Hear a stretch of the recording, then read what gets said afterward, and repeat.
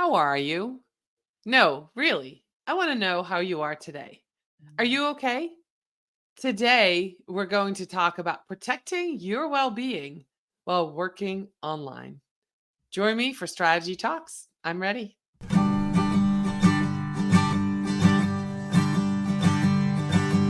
Let's strategize together.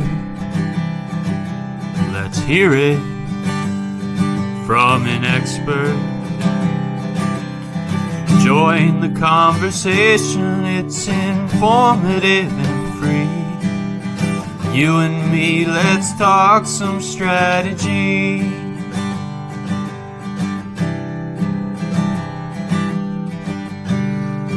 Now here's your host, Dorien, Morin-van vanDam.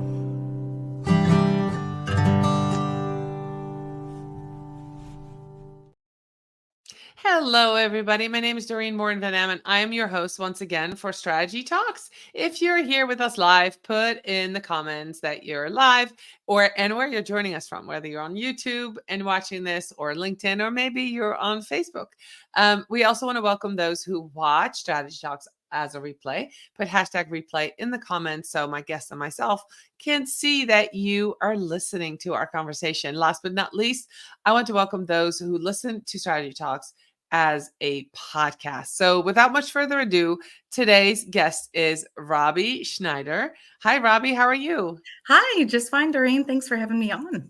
Yeah, I'm so excited. We're going to talk about protecting your well-being while working online. And while we were in the green room, we were just chatting about your experience around seeing the eclipse. You're in Indianapolis. And so I would love to start the conversation to talk about that because you explained that you were in nature and it was incredible. And I think that's a great place to start when we talk about our, well-being online.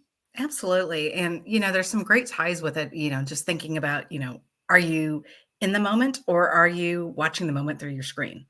And, I was blessed. We were in the Path of Totality on Monday, and I joined my son's scouting troop out in the country, able to watch it. There weren't a lot of crowds. It wasn't the big event, but it was so incredibly peaceful. And, we all see the NASA images, but I think one of the moments that just really hit me most was just the moments of silence and the 360 degrees of sunset that we saw, and watching the temperatures cool and that afternoon. And it was just a complete moment of peace and awe and wonder. And if I had taken it through the lens of a camera, I think I would have missed out on some of the beauty of it. And, it's just, there are times that it's great to document, and then there are times just to be. And that was definitely one of those times where it was great just to be. I love that. Just to be. I love that. I experienced 99.5 during the eclipse. I'm in Vermont. So I was very close. No, it didn't get dark, but all the other stuff, the eeriness, the light changing, the getting cold. And it was definitely an experience. And I agree with you. We are so tempted to take the pictures for whom? Not for ourselves. Usually I take a picture and no, look at it. It's for other people, right? So taking that time out to say, hey, I need to be in the moment. And you usually don't do that. I don't take the spotlight away from my guests, but I am going to tell you, if you're listening and watching, I might've mentioned this before, but I used to be a social media manager for a local soccer club, and my kids were in the soccer club, and I was doing all the social media, and we would have soccer weekends. And on Monday morning would come and I'm like, shoot, I'm texting on my friend going, I didn't take a single picture because I'm on social media all the time. And I was in the moment, present, watching my children play soccer and taking them to lunch and being part of the team and talking to the other moms. I would not be taking the picture. So I would have to ask somebody to take pictures. So there is definitely a time for it and a time for not. So let's dive into the first question, right? You've been online for 2 decades, connecting audiences in the healthcare space. And with the rise of remote work, many people find themselves glued to screens like you and I are, right? What are some of the biggest challenges that you've seen people face when it comes to protecting their well-being while working online? Boy, that's a great question, Doreen.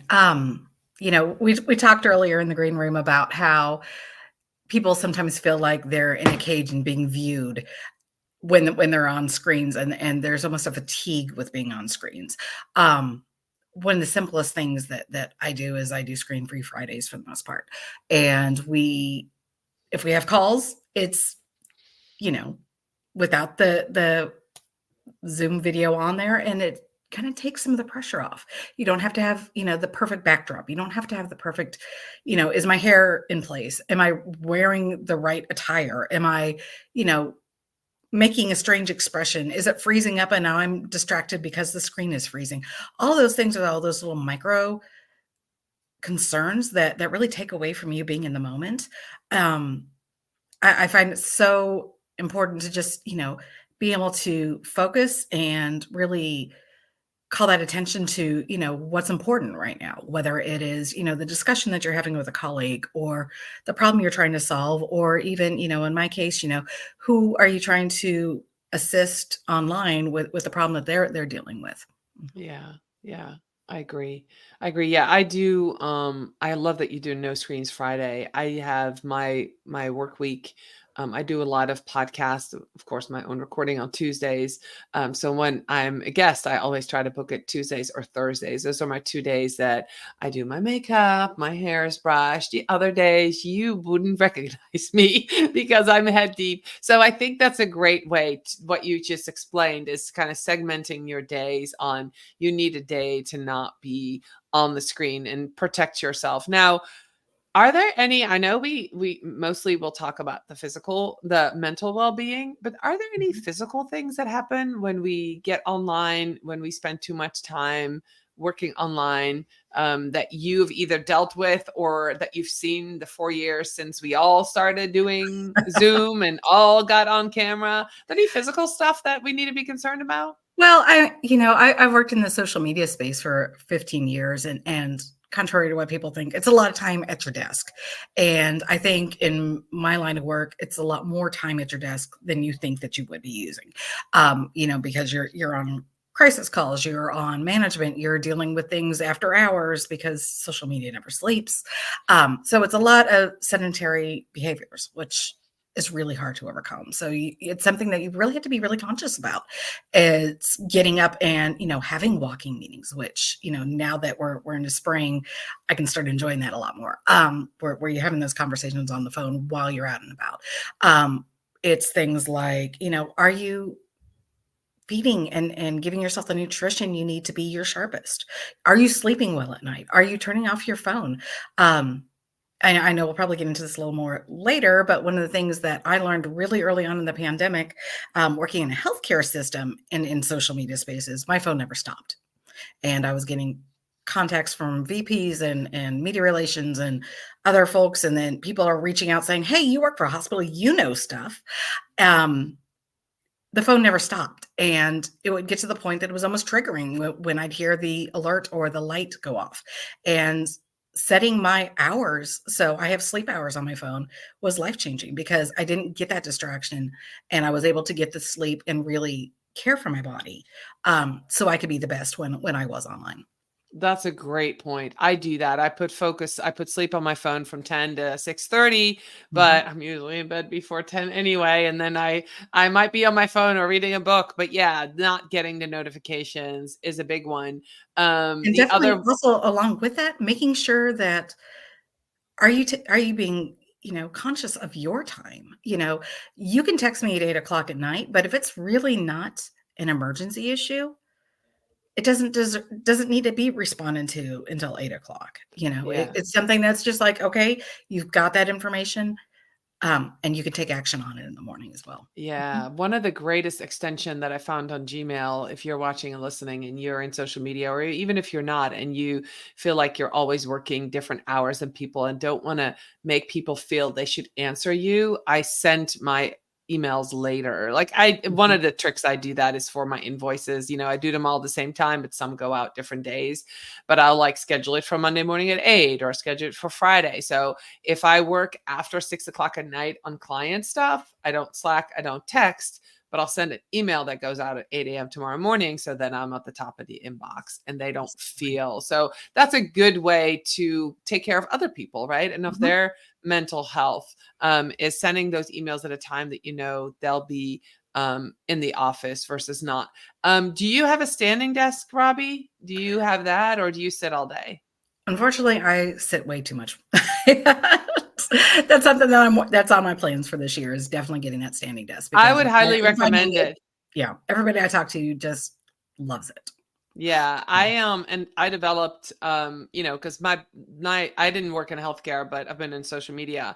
2020 was the year that for me everything exploded too, work wise. So I had big clients, a lot of repetitive stuff, and I got tennis elbow, and I tried everything to make that go away. And the thing that did it, that helped, was my standing desk, because I would just move it up half an inch, move it down, and every day, sometimes I would stand, sometimes I would sit. But even sitting, I would change the angle of how I was working, and that made all the difference. So right now, Absolutely. and I find that for podcasts, I stand because I have more energy when I stand. That's true. So I always, when I present, when I talk, when I do virtual meetings, I always stand. So that's another And I great way to balance back and forth. absolutely. And I think, one of the things we tend to forget about is, like, just because you're working at home does not mean you have to be in the same space for 8, 9, 10 hours a day. Ooh, You can that's get another up, you good can one. move. I make a point of trying to have meetings in different locations every single time, because it forces you to get up and move.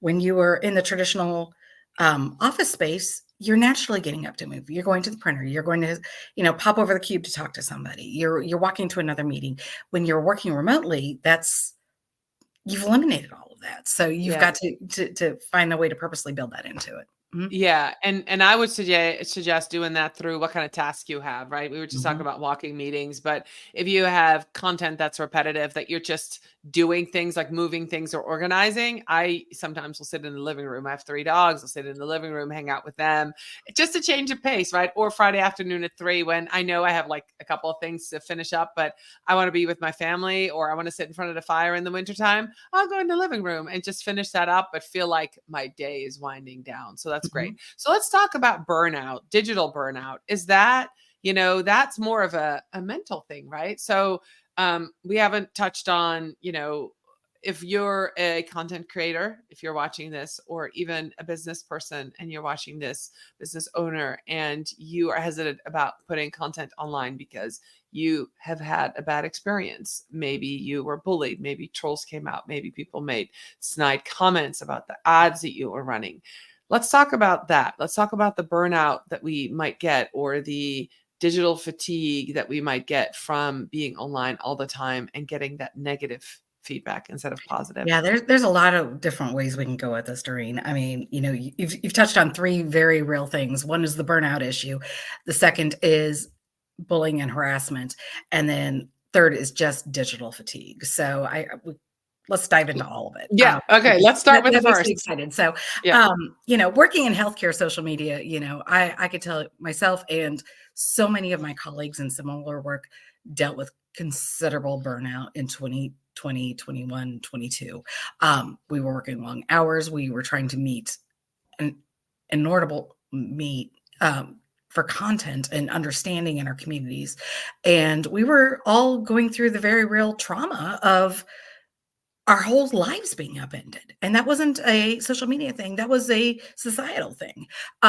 So, dealing with all those weights really takes a huge impact. And I thought it was really interesting. I saw a study from West Virginia University talking about burnout in social media space, and so many employees, and this has been backed up by other industry studies from like Sprout and Hootsuite, and like so many people who are working in social media management are looking at getting out of the industry in the next 2 years, simply because of burnout and fatigue, because we keep growing as an industry and the needs keep growing, but the staffing and the resources aren't keeping up with the expectations.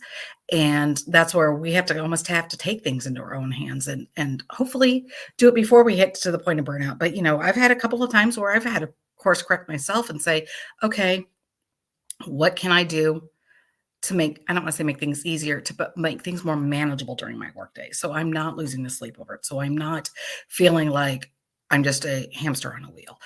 There's so many things that we need to do. That's conversations, that's processes, that's, saying, okay, if this has to take priority, this is what is going to have to be paused in the moment, Right. because, we're only given the same amount of hours every day to work with. And being at high intensity all the time, it takes a lot on your toll.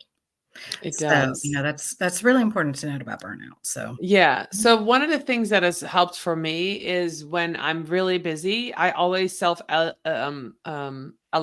elevate, self evaluate what it is that makes me so busy, right? So am I mhm, doing busy things? Have I taken on more that I can do? Is it a new client or is it a project that I said yes to? So if it's a project I said yes to and there's a start date and an end date, I usually am okay because I know I might have to work late 3 nights a week for 2 weeks, but then there's an end in sight and I'll take the mhm, whole weekend and recoup, right?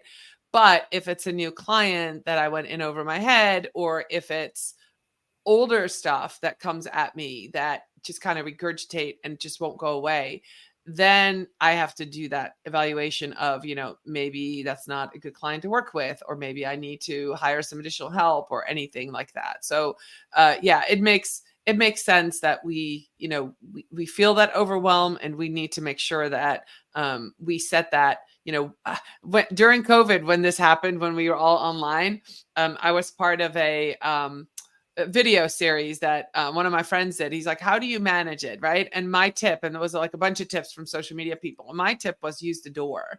And I made a funny video because I've worked online for 13 years and my husband for 25.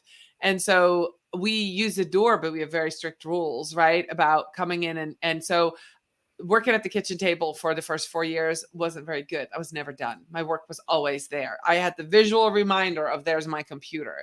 But now having an office, when I leave, I close the door. mhm, 5 o'clock, 4 o'clock, whenever I close the door and I'm out. So now I'm in the part of my house where I don't work, where I don't get mhm. distracted by things. And I think that's a great way to kind of use that visual reminder of for yourself, like, be done. So let's talk So about the trolls and the negativity. I'm sure we can oh, fill the that's rest of this episode with that, but let's put it in I have perspective. dealt with so many things. It's crazy. All Um, right. so So I'm tell just going to us. start out just in general. And I found this statistic from the Pew Internet and American Life Project. And it found that in 2021, 40% of Americans said that they had experienced online harassment. Um, that's not just even from the business standpoint. That's just you as an individual. And now half of that had to deal with they said politics, and those type of posts were to That makes blame. sense. But that's a whole different discussion that we can get into another time. But what was really interesting is that so many people were um, stating an increase in behaviors like receiving physical threats or stalking or sexual harassment or sustained harassment. So it's not just a snide comment, it's repetitive behaviors and highly negative behaviors that can be really distressing, because as an individual getting threats, that's not a way to Scary. live. We're No. here as most people want to be on social media as a positive experience. We're seeking community, we're seeking like interest, we're sharing news, we're sharing information. We're not here to embattle each other, And somewhere along the line, there are people and bots and whatever, but they will take it to the next level. And unfortunately, I feel like as a society, we've almost excused this bad behavior and bad actors. Mhm. And so it can be very distressing, to be receiving it from an individual perspective, but also, if you're working on behalf of a client or your business, because that doesn't go away either. It's hard to hear those messages, even though you may know that you are not the person responsible.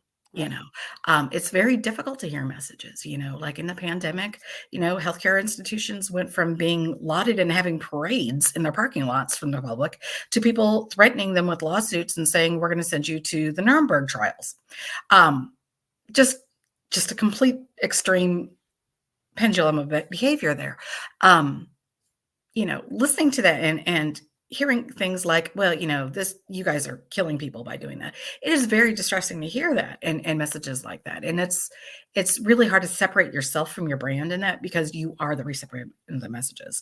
And that West Virginia study that I referenced earlier had mentioned that, being a recipient of those online messages really starts taking a toll on the social media manager's mental health over time, just because they're having to hear that negativity being directed at them and their organization day in and day after. So, Yeah. So, what are some ways that we can deal with trolls, mhm, negativity? I follow a bunch of influencers and I see mhm, some wonderful advice out there from them, but I know there's still things that hit them too. They're like, we ignore 99% of it, but some things just are repetitive. And mhm, I'll use an example. I follow several disabled couples, right? Interabled couples. One is disabled and the other one's not. And they're making money this way, right? This is a way for them to they're influencers, they're, showing their kids. And this one mom just gets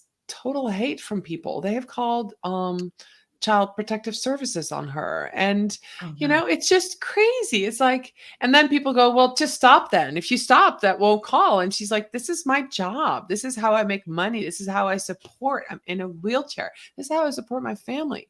And how do you protect your mental well-being when things like that happen? What do you do? Where do you go for help? I guess is another way to phrase this sure, question. sure. I think, first of all, it's really important to have a community. I'm blessed that I am part of an organization that deals with or focuses on social media managers in healthcare space, and we regularly get together and we talk about things like this. We talk about, you know, how are the organizations that are getting hate comments because they have transgender clinics? Um, how are they handling that? Because they're bearing the burden of hearing these messages Sure. directed towards their staff, or people dealing with systems dealing with crisis communications or extended. How are you dealing with that? We're able to help and be supportive to one another. So I think that is an incredible resource. I think it's also really important to use technology for your favor. And if you have social media scheduling and monitoring software, start setting up those alerts or workflows where you can say, okay, if these terms are coming up, I'm not even going to see that message. It's going to either be blocked, it's going to be deleted, or I'm just not even going to be exposed to it. And doing that at least helps minimize what you're exposed to. And you can also do searches of those terms and say, okay, these terms that are being used, I'm going to automatically block or hide that content.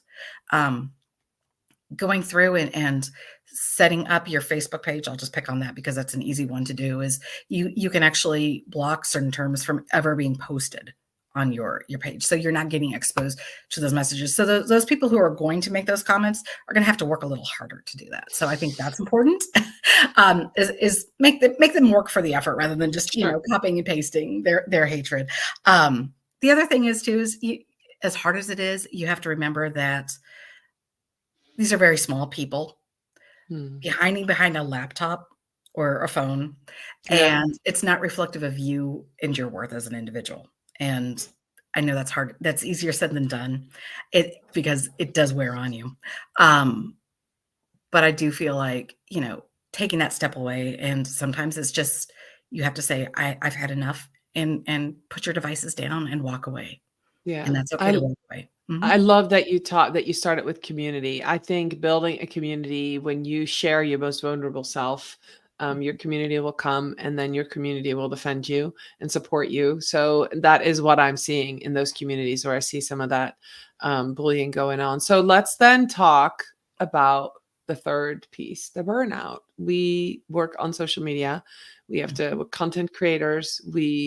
If you're watching this, you're a marketer, you're expected, whether you work B2C, B2B, you're expected to come up with new ideas, expected to be online, know the trends, right? Consume this content so we know what we're doing. How do we prevent burnout? And is there a way back? Wow, that's a heavy question. I would love to say that we could 100% prevent burnout, but unfortunately, I think that life and technology and the speed of both sometimes makes that inevitable. And so I think we need to really be mindful of ourselves and look at ways that we can protect ourselves to mitigate that and help, when we recognize the signs. Are we becoming disconnected from our work? Are we having disconnection from our loved ones? Are we becoming, more snappier at our loved ones or at our colleagues? Are you wanting to sleep in every morning? And not just because, it's a rainy morning like it is today, but, because it's just the idea of getting out of bed and starting your job just fills you with dread. Those are all signs that we need to look out for. But I think some of those protective factors, we can definitely talk into, and that's something that I'm working on currently, writing a book about how to protect your mental health while working in the social media space. And one of the key protective factors is really looking at not only how much time you're spending on online, but how are you doing to protect yourself for when the inevitable strikes? And that includes things like, is there a crisis situation? Are you having to deal with issues management?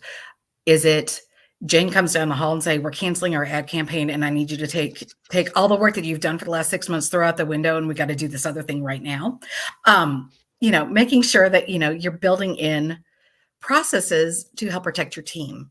So are you bringing your social media managers in the planning processes? Are you, bringing them on the content calls? Are you feeding them the information they need to be able to be responsive in a timely manner? That one is huge. That is a big reason social media managers leave, is because they are not seen as, oh, and here we go. Here's the phone call and the thing. So I'm going to have to pause. Pause.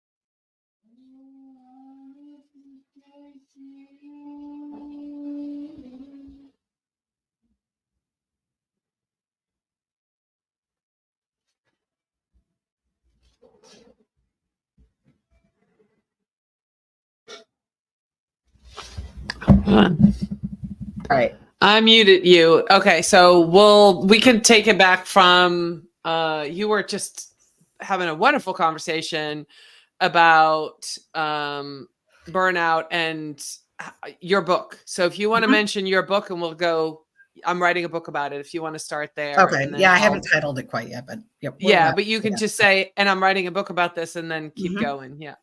Okay. Sorry, I just raced up the stairs. All right. Okay. So, I really think it's important for us to talk from a business perspective and a social media manager's perspective about building in those processes to be protective factors to help us in the workplace. And it's something that I've seen with my colleagues. And the great thing is more of us are talking about it. And part of this reason is what's driving me to actually write a book about that, and how we can build those processes and workflows to really help support your mental health and help really support business communications across your teams. It's not just a social media manager's problem, but when your social media team is stressed and maxed out, they're not doing their best work because they're just trying to get through the day. And what you really need to do is bring them in as a strategic partner, and part of that planning process, part of the operations process, part of your crisis communications team. Just strangely enough, we talked about the eclipse earlier today, and we were part of a crisis communications team for an eclipse. It's a wonderful event, isn't it? That's not a crisis. But from an operational perspective, working in a healthcare system, you're looking at operational impacts from heavy traffic, crowd control, if there is a mass casualty event, because sadly, that's the world we live in. Right. How is a hospital going to operate at best capacity under those circumstances? And having a social media team being part of those communications and part of that planning, rather than being responsive of, hey, we just need to stick this thing up here. It really helps elevate your whole organization and how they do what they do. And everybody ends up feeling more fulfilled. Yeah, I love that you brought this up. This is a great way to end this. I see a lot of, especially younger social media managers, just get tasked with doing social media. They're not given goals. They're not given the right tools. They're not given access to sales, right? Or finance or business goals. I mean, this is one of the biggest weird thing that I keep finding is I'm going, so what are your goals? They go, oh, well, I think the goal could be, I'm like, no. What did you talk to the C-suite? Did you Mhm. find out what the business goal is and therefore the marketing goal and therefore the social media goal, right? Because they all fall under each other. And a lot of people don't have access. And think about if you had to run a marathon, I'm a marathon runner, and you didn't know where the finish line was. How stressful would that Mhm. be? You, Absolutely. you would have to run 26.2 miles, but when you did, you weren't at the end because you don't know where it is and you could run the opposite way and did all that work for nothing. So it's the same with goals and social Absolutely. media managers. So ask those questions. If you're watching this and you're like, I'm on the verge of burnout, ask questions, ask for a meeting. What are the business goals? What are the marketing goals? So, what are our Mhm. social media goals? What are we trying to do? Because then you can work backwards. And so, I love that you brought that up, Robbie, because that's one of the biggest, I think, things that we are dealing with on burnout, where the team is so isolated. And I feel in marketing, especially if you talk about social media managers get piled on all the things that the higher marketing teams don't want to do. I had a conversation with somebody who says, well, I like all the agile stuff because we're talking about agile. She goes, but I could never do a 2-week sprint because every day I come in and I don't know what's on my desk. And I'm like, well, you could do a sprint from 1 to 3 every day where you Mhm. block that time and you work on the things that you need to work on. But that made me think like, that's really what happens. We get Mhm. anything that needs to be done, it gets thrown at us and it needs to be done yesterday. So there's Absolutely. that protecting and setting the boundaries. I know that's a word that we didn't use today, but setting your boundaries for what your team can do and asking, so we're doing ABC, that means we're not doing XY. And Absolutely. so And setting it's hard that to have up. that conversation at first, but let me tell you, it gets easier with time. That's something that, I'm really blessed that our team is beginning to recognize. It's like, okay, we're doing tremendous work with a team of 2, and we're not going to until we have that team of 3, we can't increase our capacity by 50%. Right. And so, setting that expectation of if we do this, we can't do this. But if you allow me to have that time and energy to do the one thing, I will do an amazing job. Right. And, investing in your team members is huge. All right. Awesome. Well, we're at the end of our time. Robbie, tell people where they can connect with you, can learn about you, especially those who are in social media, are in healthcare, crisis management. I want to connect with you. What is the best place? Absolutely. I would love to connect with anybody online. I love talking about social media and mental health and, you know, doing the best and helping us all just achieve our goals as communicators. Okay. Can they find you on LinkedIn? Absolutely. Yes. Okay, Robbie Schneider. I will put the link to her LinkedIn profile in the show notes. Thank you so much for being with us today. This is a great topic. I kind of put it out into the world and said, "Who do you know?" And somebody introduced me to you, and I'm so glad she did, and that you and I got to meet and be on the show. This is such an important topic. If you are struggling, reach out for help. Reach out to your community. Reach out to mentors. Reach out to your team and start communicating and set those Absolutely. And I'm going to boundaries. add one other thing too to that. If you're dealing with burnout at work, one of the resources that you may have with your employer is an employee assistance program, which offers some counseling services in the short term, and that can also be a great resource to look into as well. All right, wonderful. Thank you, Robbie. Thank you, everybody, for Thanks for listening having and me on. watching. Yeah, I'll be back next week for another episode of Strategy Talks. Bye, everybody.